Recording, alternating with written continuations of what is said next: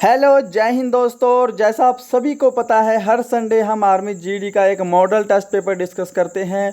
और यहाँ पर भी हम आज आर्मी जीडी का complete model test paper discuss करने वाले हैं, जिसमें आपके 50 प्रश्नों का पूरा कंप्लीट पेपर होगा, जिसके अंदर भाग 1 सामान्य ज्ञान, भाग 2 विज्ञान, भाग 3 गणित और भाग 4 रीजनिंग शामिल हैं। आपको पता है इसी पैटर्न पर आपके एग्ज़ाम में क्वेश्चन आते हैं। और आज जो मैं आपको टारगेट देने वाला हूँ वो मैं देने वाला हूँ आपको 40 प्लस का, ठीक है, क्योंकि आज का टेस्ट का लेवल थोड़ा अच्छा है जो हम पहले टेस्ट डिस्कस करते थे उससे।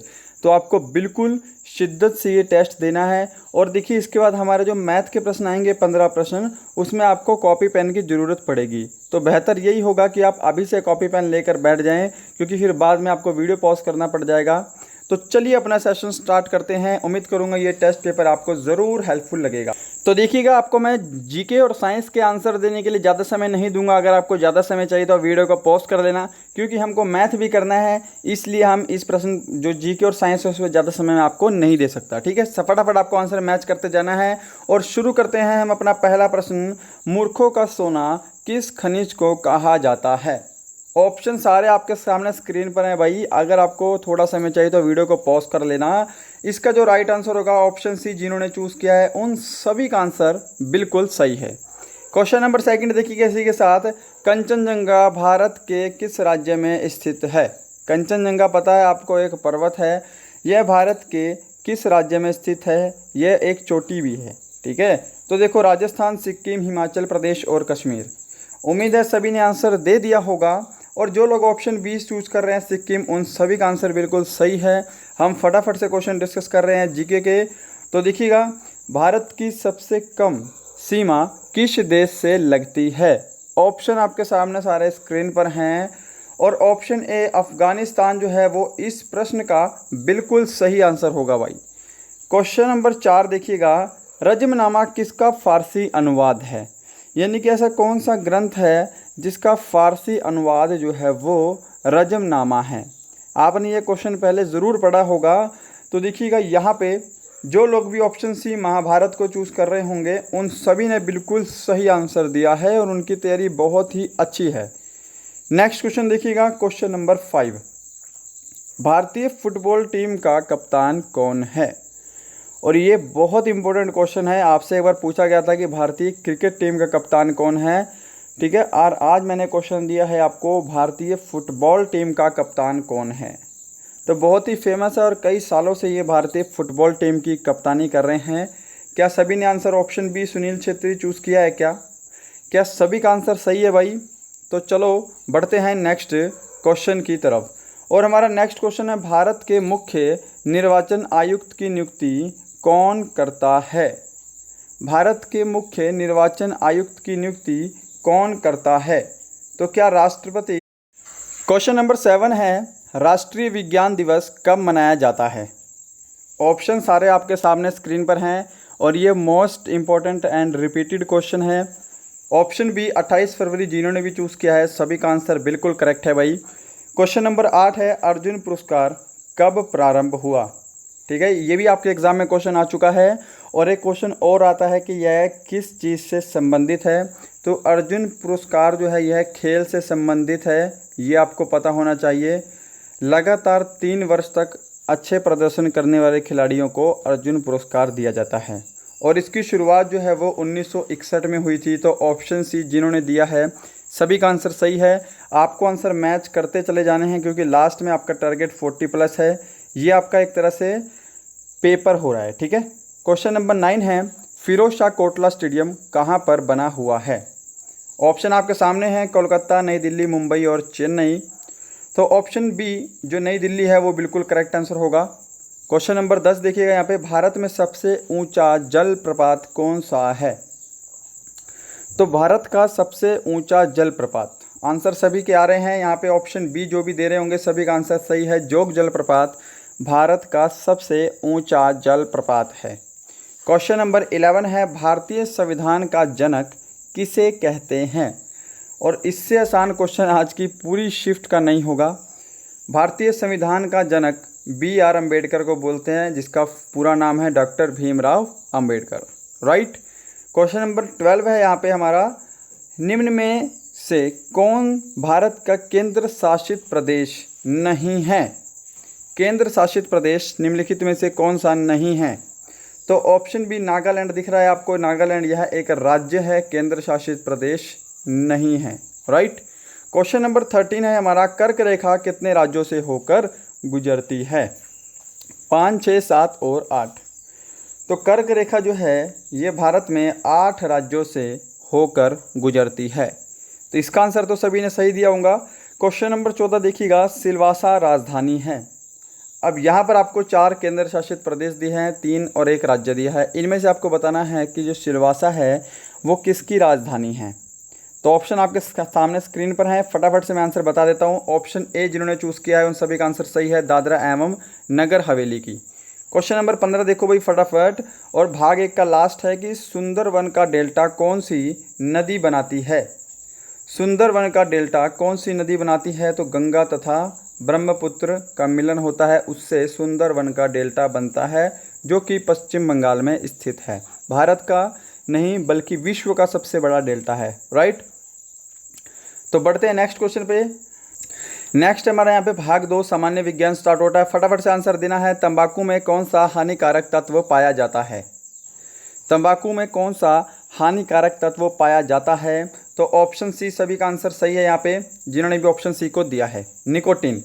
क्वेश्चन नंबर 17 है, दूध से दही का बनना कौन सी प्रक्रिया है? भौतिक, तापीय, रासायनिक तथा नाभिकीय प्रक्रिया। फटाफट से आंसर दो भाई। यहाँ पे ऑप्शन सी जिन्होंने भी दिया है रासायनिक प्रक्रिया, उन सभी का आंसर बिल्कुल करेक्ट है।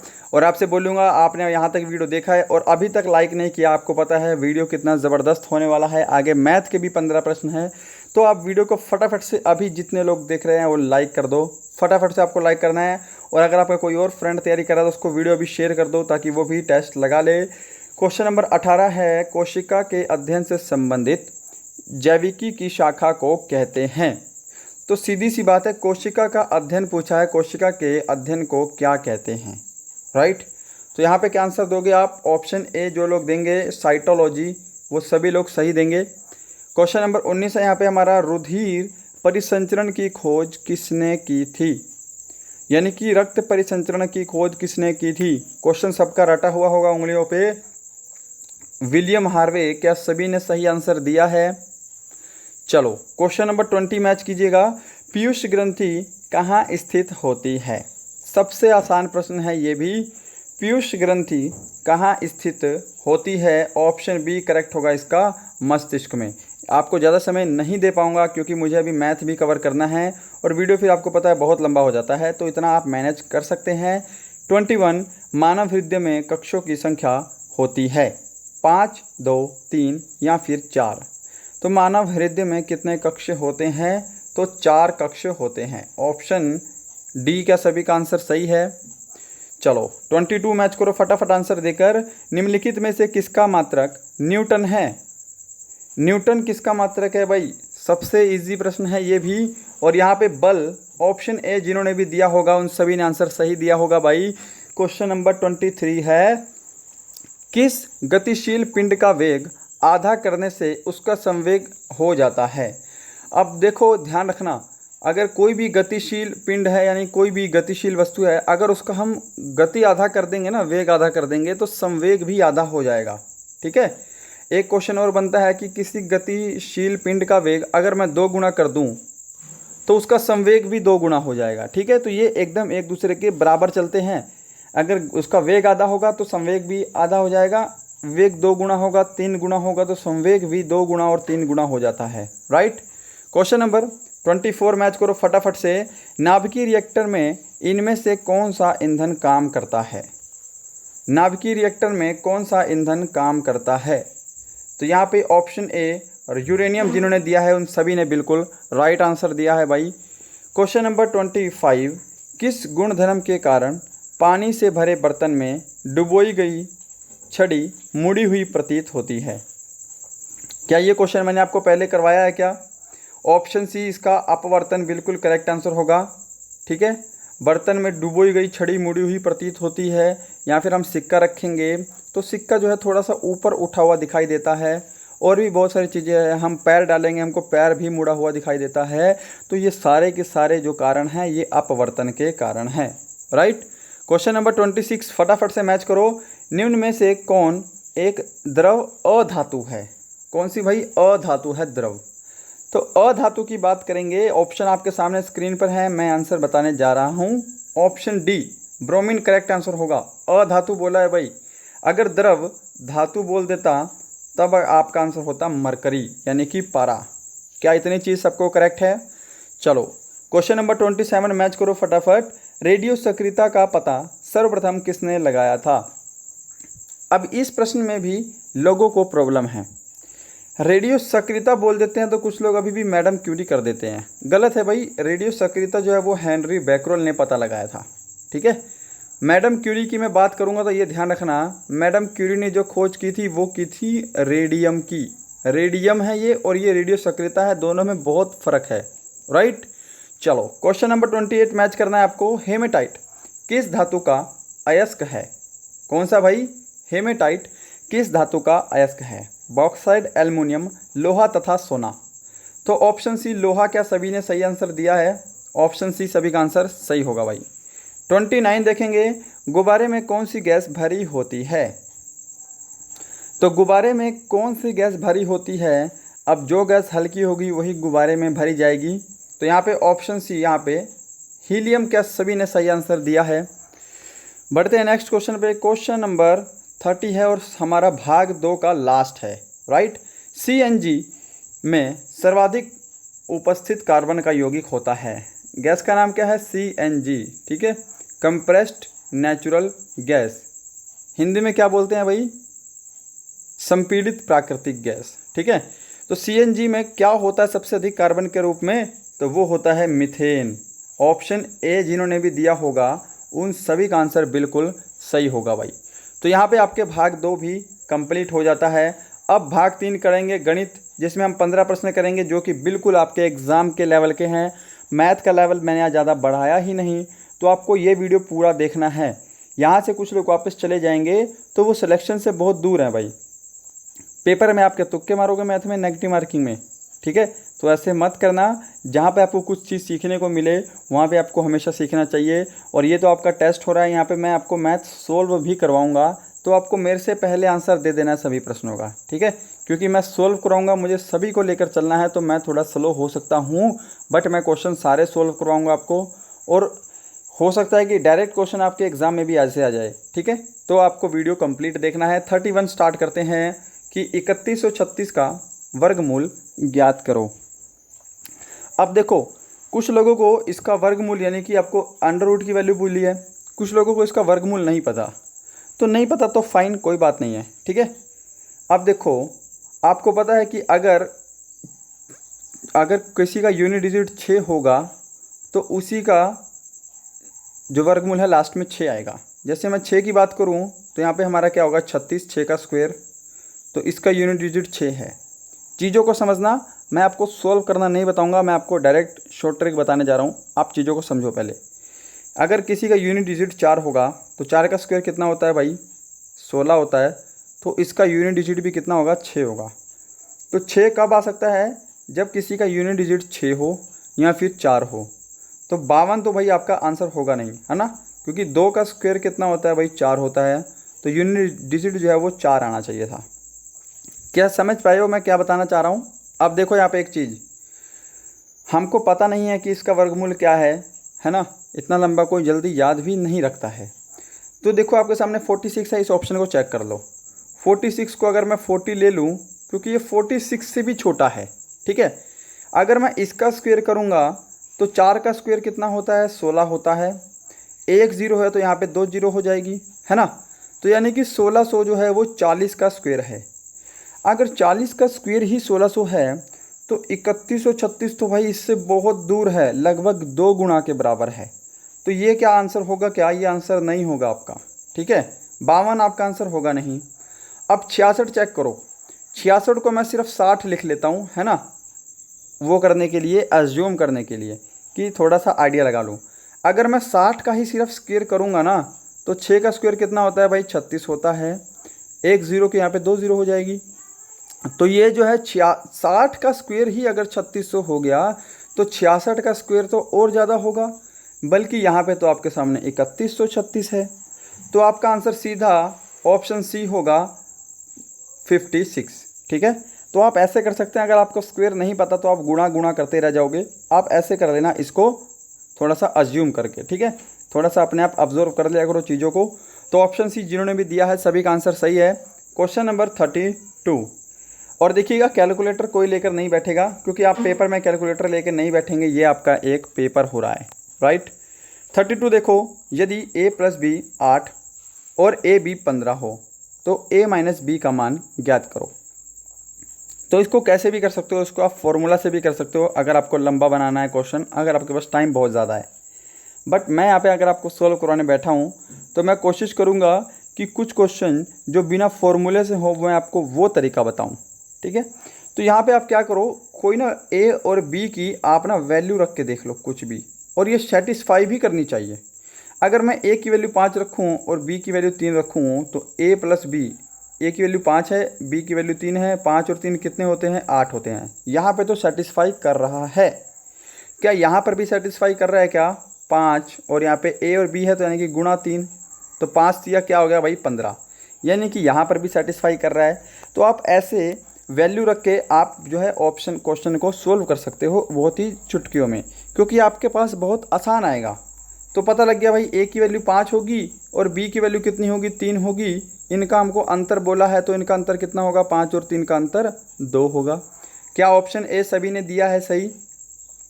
तो ऐसे कर लेना भाई सोल्व, ठीक है। मैं आपको हो सकता है बहुत आसान आसान तरीके बताने की कोशिश करूँगा। क्वेश्चन नंबर 33 देखते हैं। उम्मीद करूँगा सभी ने आंसर सही दिया होगा और वीडियो कंप्लीट देखना है। आपको इसका LCM बताना है। क्वेश्चन है आपके सामने 2/3, नेक्स्ट है आपके सामने 4/5 और नेक्स्ट है आपके सामने 7/9। क्या इसका LCM बता पाओगे आप? तो देखो भाई, इसका LCM मैं कैसे निकालूंगा और आप कैसे निकालोगे। यहाँ पे तो संख्याएं छोटी छोटी दे रखी है तो आप निकाल सकते हैं कि अगर कोई संख्या फ्रैक्शन में दी हो और आपसे LCM बोले तो हम ऊपर वाली जो संख्या है उसका LCM निकालेंगे और नीचे वाली संख्या का HCF निकालेंगे। क्या इतनी चीज़ समझ में आ गई? तो देखो 2 और 4 का LCM कितना होगा, 4 होगा, है ना। सीधी सी बात है, दिखाई दे रहा है। 2 और 4 का LCM 4 होगा। अब बचा 4 और 7 के LCM में। अब देखिए एक संख्या इवन है और एक संख्या ओड है। सम और विषम जहाँ पर भी संख्याएं दोनों आ जाएं और उनका LCM निकालना हो तो हम इन्हीं को गुणा कर देते हैं। यानी कि हमको पता लग गया कि ऊपर हमारा 28 है और इनका जो HCF होगा वो क्या होगा, 1 होगा, ठीक है। तो वैसे 28 से आपको पता लग जाना चाहिए था कि ऑप्शन डी जो है वो करेक्ट आंसर होगा। अब आप LCM जो है बेसिक तरीके से भी निकाल सकते हैं, ऐसे करके 2, 4 और 7 करके। कुछ लोग ऐसे भी निकाल रहे होंगे तो वो भी ठीक है, कोई बात नहीं, ठीक है। सबका अपना अपना तरीका है, मैंने आपको कुछ नया बताने की ट्राई किया है। चलो नेक्स्ट क्वेश्चन देखते हैं। क्वेश्चन नंबर डी 33 का सभी का राइट होगा। अब ये क्वेश्चन देखो भाई, एक रेलगाड़ी एक प्लेटफॉर्म पर खड़े व्यक्ति को 8 सेकंड में पार कर जाती है और 80 मीटर लंबे प्लेटफॉर्म को 12 सेकंड में पार करती है, तो रेलगाड़ी की लंबाई ज्ञात करो। तो रेलगाड़ी की आपको लंबाई बतानी है। तो यहाँ पर देखोगे आपको मैं 2 चीज़ें समझाना चाहूँगा। पहले तो आप क्वेश्चन को सॉल्व करो, जिनको नहीं आता वो सॉल्यूशन देखो। कि जब रेलगाड़ी किसी प्लेटफॉर्म को पार करेगी तो ट्रेन के साथ उसके प्लेटफॉर्म की लंबाई भी जुड़ती है। ये चीज़ आपको हमेशा ध्यान रखनी है। और जब कोई रेलगाड़ी किसी व्यक्ति को पार कर रही है, किसी खंबे को पार कर रही है, तो सिर्फ हम ट्रेन की ही लंबाई लेते हैं। क्या ये 2 चीज़ें आपको पता हैं पहले से? अगर नहीं पता तो अब पता लग गई होंगी। चलो अब करते हैं क्वेश्चन को सॉल्व। हमको बोला है ट्रेन की लंबाई, तो देखो ट्रेन की लंबाई हमको निकालनी है, जिसको मैं लिख देता हूँ T, राइट। एक व्यक्ति को 8 सेकंड में पार कर रही है, तो यानी कि अगर मैं T को 8 से भाग कर दूँ तो आपको एक चीज़ और पता होनी चाहिए कि डिस्टेंस अपॉन टाइम क्या होता है, स्पीड होता है। ये T हमारी दूरी है, 8 सेकंड हमारा टाइम है भाई, तो ये पूरा हमारा क्या हो गया, स्पीड हो गया, ठीक है भाई। चलो अगला समझाऊंगा, आपको समझ में आएगा। अब देखो क्या कह रहा है कि 80 मीटर लंबे प्लेटफॉर्म को 12 सेकंड में पार करती है। अब क्योंकि प्लेटफॉर्म है तो ट्रेन की लंबाई के साथ प्लेटफॉर्म की लंबाई भी जुड़ेगी 80 मीटर, क्या मैंने अभी आपको शुरू में बताया है। और इसको क्या कर रही है, वो 12 सेकंड में पार कर रही है भाई। तो ये भी स्पीड हो गया और ये भी स्पीड हो गया, है ना, डिस्टेंस अपॉन टाइम। तो ये दोनों एक दूसरे के बराबर हो गए, सीधी सी बात है। क्या समझ में आया है सबको। अब क्रॉस मल्टीप्लाई करोगे और आपका आंसर आ जाएगा। क्रॉस मल्टीप्लाई करने के बाद यहाँ पे बनेगा 12t और यहाँ पे बनेगा आपका 8t बराबर 8 8 64 यानी कि 640, है ना। अब देखो इस 12t में से 8t जाएगा तो यहाँ पे कितना बचेगा, 4t, ठीक है। और यहाँ पे हमारा है 640। हमको t निकालना है। 4 एकम 4, तो देखिएगा यहाँ पे 4 एकम 4, 4 6 24, 0। तो कैंसिल करने के बाद हमारा कितना बचेगा, 160 बचेगा। तो क्या 160, ऑप्शन ए सभी ने आंसर सही दिया है क्या। 160 ऑप्शन ए बिल्कुल राइट है भाई। क्वेश्चन नंबर 35 उम्मीद करूंगा जिनको नहीं आता उनको समझ में आया होगा।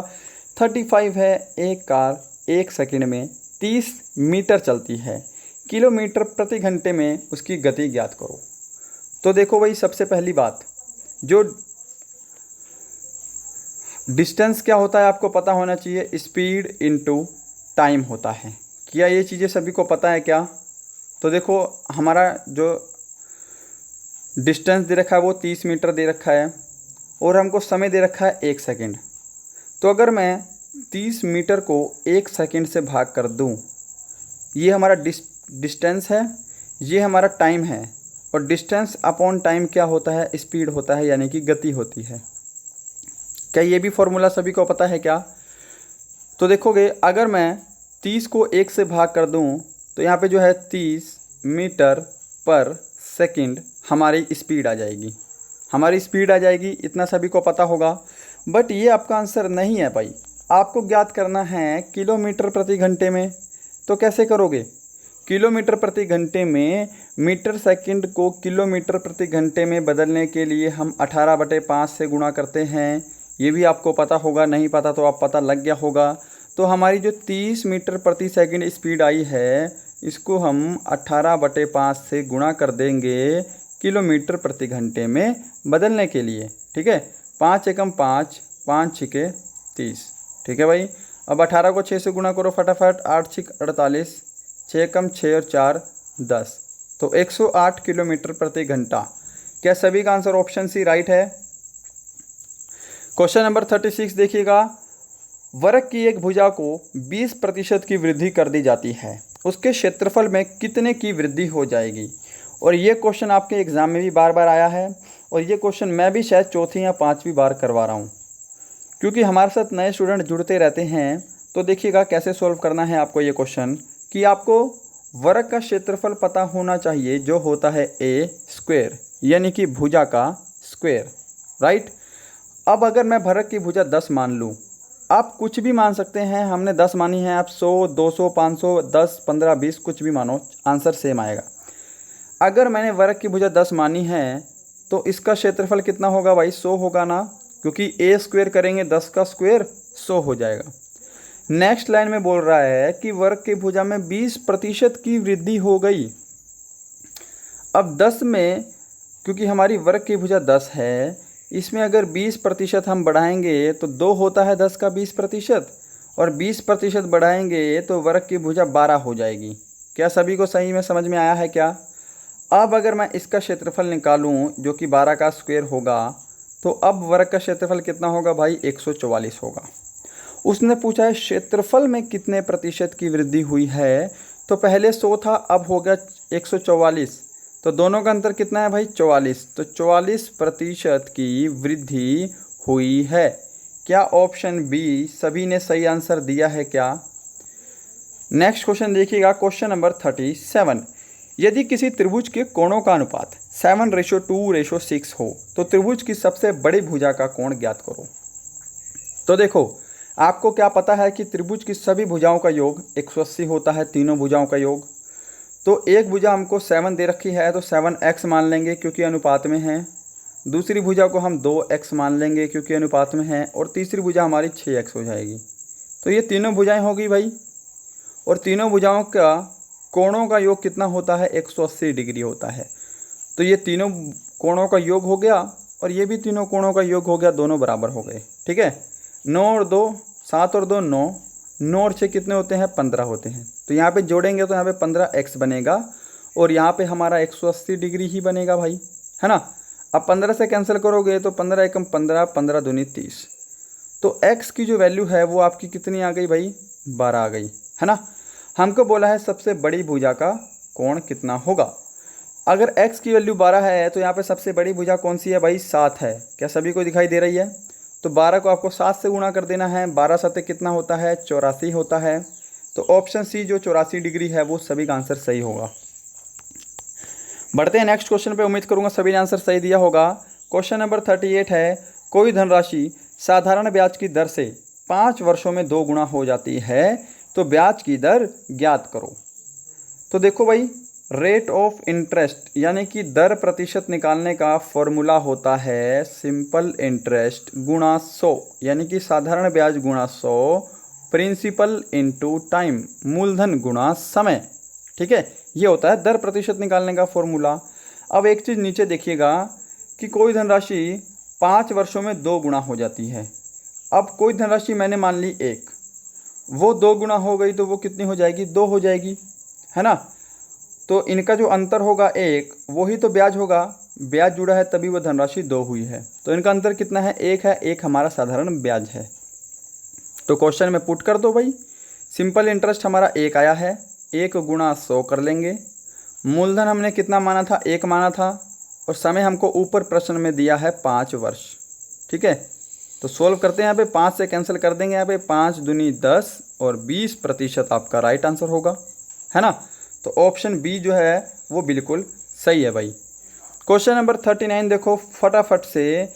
एक वस्तु का मूल्य 360 रुपये में बेचने पर उसे 10% की हानि होती है। यदि उसे 20% लाभ कमाना है तो वस्तु को कितने रुपए में बेचेगा। तो आपको क्या पता है कि जो हमारा लाभ होता है वो 100 प्लस प्रॉफिट होता है और हमारी जो हानि होती है वो 100 माइनस लॉस होता है। ठीक है भाई, चलो क्वेश्चन करते हैं सोल्व अब कि 360 रुपये में बेचने पर उसको 10% हानि होती है। अब 10% हानि हो रही है तो इसको मैं 90 लिखूंगा, क्योंकि लॉस जो है वो 10 माइनस लॉस होता है, 100 माइनस लॉस होता है। सही है भाई। अब बोल रहा है उसको 20% लाभ कमाने के लिए। अब 20% लाभ को मैं 120 लिखूंगा भाई, है ना, क्योंकि लाभ 100 प्लस प्रॉफिट होता है। हमको कितने में बेचना है, इसको हमने x लिख लिया। समझ में आया सभी को। स्टेटमेंट ड्रॉ करी है, क्रॉस मल्टीप्लाई करोगे और अपना आंसर आपके सामने ले लोगे कि 360 गुणा 120 हो जाएगा यहाँ पे, और नीचे हमारा कितना होगा भाई, 90 इंटू एक्स होगा, है ना। अब देखो यहाँ पे कि 1 0 से ही 0 कट गई, 9 चौके कितना होता है, 36 होता है। ठीक है, 12 चौके 48, यानी कि 480 जो है वो आपका बिल्कुल करेक्ट आंसर होगा, जो कि आपके ऑप्शन डी में दिखाई दे रहा है। तो क्या सभी ने ऑप्शन डी चूज़ किया है, तो सभी ने बिल्कुल सही चूज़ किया है। और देखिएगा, आप चाहें तो इस पूरे कंप्लीट प्रैक्टिस सेट की पीडीएफ बिल्कुल फ्री में डाउनलोड कर सकते हैं और अपनी बाद में भी कभी प्रैक्टिस कर सकते हैं।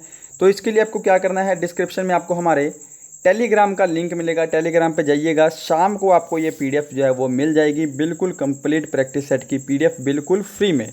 ठीक है, तो उसको जाके आप डाउनलोड करेंगे। आप चाहे तो मुझे इंस्टाग्राम पर भी फॉलो कर सकते हैं, उसका लिंक भी आपको डिस्क्रिप्शन में मिलेगा। 40 क्वेश्चन का आंसर सभी ने स्टार्ट कर दिया है देना। तो देखो आपको सामने संख्या दे रखी है x/3 + 5 की वैल्यू कितनी है, 7 है। तो x का मान बताना है भाई। तो कैसे करोगे, तो यहाँ पे अगर मैं x ऑप्शन से कर लेना, x की वैल्यू 6 रख दूँ, तो यहाँ पे मैं x के लिए 6 रख दूँ तो 3 दूनी कितना होता है, 2 होता है। 2 और 5 कितने हो जाएंगे, 7 हो जाएंगे। तो x की वैल्यू जो है वो 6 रखने पे बिल्कुल सही आंसर आ रहा है। तो ऑप्शन सी इसका करेक्ट आंसर होगा। ऐसे प्रश्नों को ऑप्शन से कर लिया करो, फटाफट हो जाएंगे, है ना। क्वेश्चन नंबर 41 आपके सामने इस तरह से है। तो देखिएगा इसको कैसे करेंगे। इसको आप चाहें तो पूरा सोल्व कर सकते हैं, है ना। ऐसे लिखोगे आप 617, फिर आप लिखोगे 6.017, फिर आप लिखोगे 0.617 और फिर आप लिखोगे 6.0017। अब फिर आप इनको जोड़ोगे बैठ के, ठीक है। बट आप स्मार्ट वर्क भी कर सकते हैं। आपको पता है जो सबसे बड़ी देखनी है कि सबसे ज़्यादा कौन सी संख्या है जिसके बाद पॉइंट है। तो यहाँ पे 1 2 3 4 4 संख्याओं के बाद आपको पॉइंट नज़र आ रहा है ना। अगर 4 संख्याओं के बाद पॉइंट है तो ऑप्शन में भी जो आपका आंसर होगा उसमें भी 4 अंक छोड़कर पॉइंट होंगे, जो सबसे बड़ा है। ठीक है। अगर सबसे बड़ी संख्या होती जिसमें 5 अंक छोड़कर पॉइंट होते, पॉइंट वाली बात कर रहा हूँ, तो आपका आंसर जो होता उसमें भी 5 अंक छोड़ के पॉइंट लगा होता। ये ध्यान रखेंगे आप। ठीक है। इसको सॉल्व करेंगे तब भी आंसर आएगा।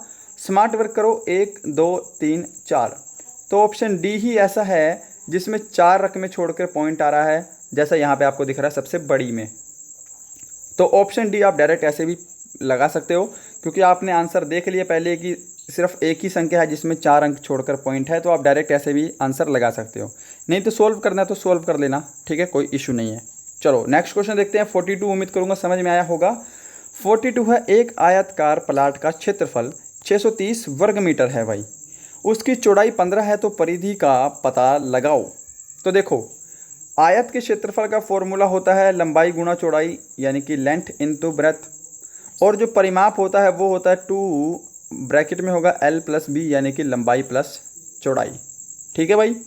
तो देखो, आयत का क्षेत्रफल हमको दे रखा है 630, लंबाई हमको पता ही नहीं जिसको मैंने L लिख लिया, चौड़ाई हमको दे रखी है 15, यानी कि ये हो गया लंबाई गुणा चौड़ाई, है ना। और क्षेत्रफल हमको कितना दे रखा है, 630 दे रखा है, तो दोनों एक दूसरे के बराबर हो गए। कैंसिल करो, 15 एक कम 15 चौके 60 और 15 दूनी 30। क्या सभी ने यहाँ पर सॉल्व कर लिया इतना? 15 चौके 60 और 15 दूनी 30। तो L की वैल्यू जो आ गई वो आ गई आपकी 42। अब आपको निकालना है उसकी परिधि, यानी कि उसका परिमाप। तो इसमें आपको वैल्यू पुट कर देनी है।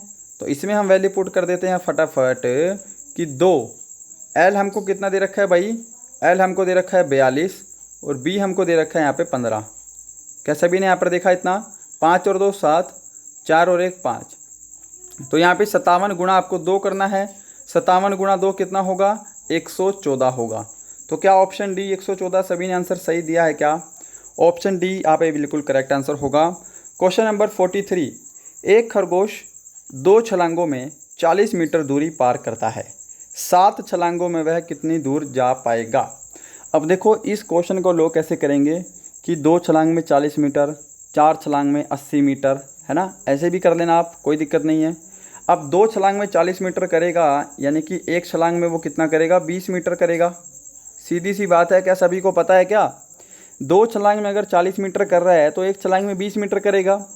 आपसे बोला है 7 छलांगों में, तो 7 गुणा 20 कर दो भाई, कितना होगा यहाँ पे आंसर आपका? 140 होगा।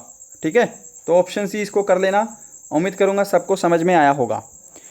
अगर आप यहाँ तक वीडियो देख रहे हैं, जो लोग नए जुड़े हैं उनको भी बोलूँगा, आपने वीडियो लाइक नहीं किया तो लाइक कर देना। आपका 44 क्वेश्चन आपके सामने स्क्रीन पर ये रहा, और बिल्कुल आपके आर्मी का ही लेवल डिस्कस कर रहा हूँ मैं यहाँ पे। क्वेश्चन नंबर 44 है, यदि एक संख्या के 4/5 भाग और 3/4 भाग के बीच का अंतर 4 है, तो वह संख्या क्या है? तो कैसे करोगे? तो देखो, माना मैंने वह संख्या x, ठीक है, x का 4/5 कितना होगा भाई? 4x/5, है ना। मल्टीप्लाई हो जाएंगे ऊपर। और दूसरी संख्या भी जो कि हमने x मानी है, उसका 3/4, यानी कि 3x/5 डायरेक्ट कर रहा हूँ मैं। और इनके जो बीच का अंतर होगा वो हमको कितना दे रखा है? 4 दे रखा है। क्या सबको ये समझ में आया है क्या? अब देखो यहाँ पे आप कैसे करोगे। 3x/4 था, माफ़ी चाहूँगा, यहाँ पे 3x/4 है। तो इनका एलसीएम लेके आपको सोल्व करना पड़ेगा। इनका एलसीएम आएगा आपके सामने 20। अब एलसीएम से आप सोल्व कर लोगे, 5 चौके 20 और 4 चौके 16, 16x माइनस 4 पंजे 20 और 5 दिया 15, 15x। ठीक है। और ये 20 जो है वो इधर जाके 4 में गुणा हो जाएगा। तो 20 चौके कितना होता है भाई? यहाँ पे 80 होता है। ठीक है, 20 चौके 80 हो गया। यहाँ पे हमको इसको कैंसिल कर देते हैं। अब यहाँ पे 15x में से 16x में से 15x गया, यहाँ पे बच गया x, और x की वैल्यू यहाँ से कितनी है हमारी? 80 है। तो यहाँ पे ऑप्शन सी 80 जो है वो बिल्कुल करेक्ट आंसर होगा। वो जो संख्या है वो संख्या 80 होगी। क्या ये क्वेश्चन सभी को समझ में आया है क्या? इस क्वेश्चन को थोड़ा सा मैंने जल्दी करवाने की कोशिश की है क्योंकि ये क्वेश्चन हम ऑलरेडी 2-3 वीडियोज़ में डिस्कस कर चुके हैं। नेक्स्ट क्वेश्चन है हमारा क्वेश्चन नंबर 45 है यहाँ पे। तो 45 है, किसी राशि को ए बी सी में बांटा जाता है। संपूर्ण राशि का ए का 3/16 और बी का 1/4 पाता है। यदि सी 81 रुपये प्राप्त करता है तो बी कितने रुपए पाता है, आपको ये बताना है। ठीक है, तो देखो इसको कैसे करेंगे कि तीनों संख्याएं हमारे पास दे रखी है हमको, ए बी और सी। इतनी चीज़ सही है भाई। अब इसको मैं आपको एक तरीका बता रहा हूँ सोल्व करने का कि यहाँ पे ए का 3/16 है, यानी कि ये 3a/16 है ना। और यहाँ पे हमको दे रखा है कि 1b/4 और हमको एक वैल्यू सी होगी जो हमको नहीं दे रखी। ठीक है, और यहाँ पे हमको दे रखा है 81 जो सी की वैल्यू है। अब देखो आप क्या करो, इनका एलसीएम ले लो। इनका एलसीएम कितना आएगा भाई? इनका एलसीएम आएगा, टोटल का एलसीएम आएगा 16। क्या सभी को इतनी चीज़ पता है क्या? अब एलसीएम हमारी 16 है तो हम क्या मानेंगे, ये जो 16 है ये हमारी जो है वो टोटल संख्याएं हैं, तीनों संख्याओं का जोड़ जो है वो 16 है। ठीक है, अब एलसीएम हमारा क्योंकि 16 आया है तो 16 एकम 16 ऊपर हमारा 3 आ जाएगा। क्या ये चीज़ समझ में आई है क्या? ठीक है, अब यहाँ पे देखिए 4 चौके 16 और यहाँ पे 4 एकम 4, एलसीएम तो सभी को लेना आता है ना, ये हो गया 4। तो ए की वैल्यू जो है वो 3 है, बी की वैल्यू कितनी है? 4 है। अब देखो 3 और 4 कितने हो गए? 7 हो गए, यानी कि ए और बी का जोड़ जो है वो है 7 और टोटल संख्या हमारे पास कितनी है? 16 है। तो यानी कि सी की वैल्यू कितनी होगी? 9 होगी, क्योंकि 7 में से 16 घटाएंगे तो 9 बचेगा। तो सी हमारे पास कितना है भाई? 9 है। क्या ये चीज़ सबको समझ में आई है क्या मैंने कैसे किया? ठीक है, अगर आपको नहीं समझ में आई तो ये वीडियो चल रहा है लाइव, आप इसको बैक करके देख लेना प्लीज़। ठीक है, अब सी हमको दे दिया 9, सी की वैल्यू हमारी यहाँ से 9 आ गई और प्रश्न में हमको दे रखे सी की वैल्यू 81, दिख रहा है ना। तो देखो 9 एकम 9 और 9 में कितना होता है? 81 होता है। एक की वैल्यू कितनी आ गई भाई? यहाँ पे 9 आ गई है ना। अब हमको बोला है कि बी कितने रुपए पाता है। अब बी की वैल्यू आपके सामने 4 है जो हमने अभी सोल्व की है। ठीक है, ये ए, ये बी और ये सी। बी की वैल्यू 4 है। अब एक की वैल्यू अगर 9 है तो 4 की वैल्यू कितनी होगी? 9 चौके 36 होगी। तो ऑप्शन बी जो 36 है वो सभी का आंसर बिल्कुल सही है। क्या आप इसको ऐसे कर सकते हैं? बहुत आसानी से ये क्वेश्चन सोल्व हो जाएगा। ठीक है, बढ़ते हैं नेक्स्ट क्वेश्चन पे। भाग जो है हमारा 3 कंप्लीट होता है और भाग 4 जो है वो हमारा क्या है? रीजनिंग का प्रश्न है आपके सामने इस तरह, और इसको सोल्व करना है। तो रीजनिंग में मैं आपको ज़्यादा समय नहीं दूंगा क्योंकि रीजनिंग बहुत आसान होती है भाई, आप सभी को पता है ना। तो देखो क्या कर रखा है यहाँ पे, आपको पता होना चाहिए कि ये है हमारी 5 की क्यूब जो कि होती है 125 और यहाँ पे 1 माइनस किया हुआ है। ठीक है, 6 की क्यूब करेंगे तो कितना होता है? 216 होता है।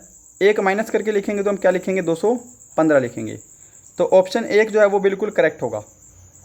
47 मैच करो फटाफट से, क्योंकि रीजनिंग में आपको समय नहीं दूंगा मैं, कि ये जो वर्ड आपको दे रखा है ऑप्शन में, चारों में से आपको बताना है ऐसा कौन सा शब्द है जो इसके प्रयोग से नहीं बनेगा, नहीं बनाया जा सकता, है ना। तो ऑप्शन जो 3 है वो बेन इसका बिल्कुल करेक्ट आंसर होगा, क्योंकि बेन में ए आ रहा है और ए इस पूरे जो वाक्य है इसमें नहीं है। तो ये जो ऑप्शन सी है वो इससे नहीं बनेगा। राइट। 48 देखो फटाफट, कि घेंगा जो है वो आयोडीन से होता है, आयोडीन की कमी से होता है ना। एनीमिया किसकी कमी से होता है, आपको ये बताना है। तो एनीमिया जो है वह लोहे की कमी से होता है। ठीक है, ऑप्शन सेकंड इसका करेक्ट होगा। फटाफट से कर लेते हैं सोल्व, 2 ही क्वेश्चन रह गए हैं आपके सामने। अगला क्वेश्चन है इस तरह से, अब इस प्रश्न में क्या करेंगे, कुछ लोग देखते ही गुणा भाग पता नहीं क्या क्या करेंगे। पहले लॉजिक समझो क्वेश्चन का। देखो ये जो बीच वाली संख्या है ये इसने लिखी है पहले, उसके बाद 7 लिखा है और 6 लिखा है। ठीक है, इसमें भी क्या किया है, बीच वाली संख्या 2 जो है वो इसने पहले लिखी है, फिर पहली संख्या और लास्ट संख्या लिखी है ना, 4 और 5। यहाँ पर भी हम क्या करेंगे, बीच वाली संख्या जो 2 है वो हम पहले लिखेंगे, फिर पहली संख्या 8 है और आखिरी संख्या 5 है। तो यहाँ पे जो ऑप्शन सेकंड है वो इसका बिल्कुल करेक्ट आंसर होगा। क्या सभी का आंसर बिल्कुल सही है क्या? चलो क्वेश्चन नंबर 50 है और लास्ट क्वेश्चन है। आपको स्कोर भी बताना है कि आपका स्कोर कितना है कमेंट बॉक्स में, और PDF इसका फ्री में डाउनलोड कर लेना टेलीग्राम पर जाके। लास्ट क्वेश्चन आपके सामने ऐसे है, और फटाफट से सोल्व करना है। मैं फटाफट से इसका सॉल्यूशन आपको बता देता हूँ। 5 गुणा 6 कितना हो गया? 30 हो गया। 4 तिया कितने होते हैं? 12 होते हैं। 7 को हम 8 से गुणा करेंगे, 7 8 कितना होता है भाई? 56 होता है। तो इसका आंसर ऑप्शन ए होगा। उम्मीद करूंगा सभी ने आंसर सही दिया होगा। तो गाइस ये था आपके हमारी संडे की क्लास, पूरे 50 प्रश्नों का पेपर। उम्मीद करेंगे सेशन आपको ज़रूर हेल्पफुल लगा होगा। अपना स्कोर बताना कि आपका स्कोर कितना है कमेंट बॉक्स में। वीडियो अभी तक लाइक एंड शेयर नहीं किया तो उसको जाकर लाइक एंड शेयर कर देना। मिलते हैं नेक्स्ट वीडियो में, तब तक के लिए जय हिंद जय भारत।